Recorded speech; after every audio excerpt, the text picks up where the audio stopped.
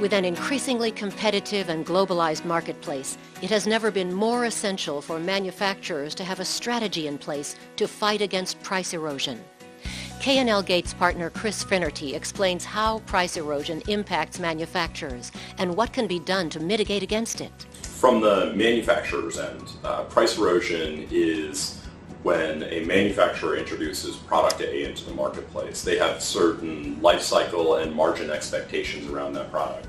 For example, they would expect the product to sit at the market for $99 for 18 months. Now that's under a best case scenario. What happens when it actually gets to the market is people with lower overhead will lower the price of that good, and the problem with the transparency that the internet creates is that it allows everybody who's selling the product to see that lower price and be forced to compete against it. So you get major big box retailers and major online retailers matching the low price of a small internet retailer, and that drives that price down very quickly and eliminates the margin for the manufacturer on a much faster life cycle than they had initially anticipated. And this has a lot of negative impact for the manufacturer, both short-term and long-term.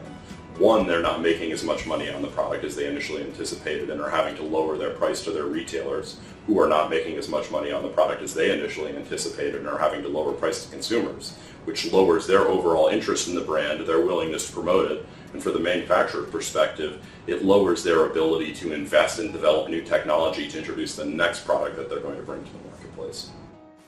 Chris explains how he and his team work with clients to combat price erosion. We look at online strategy as really a 5-point plan. Distribution architecture, which is designing how the manufacturer goes to market. Internet curation, which is designing how the manufacturer's brand appears online. Online monitoring, which is tracking and monitoring the activities of the brand online. A pricing strategy that allows us to impact the advertised and resale price of goods, and then enforcement.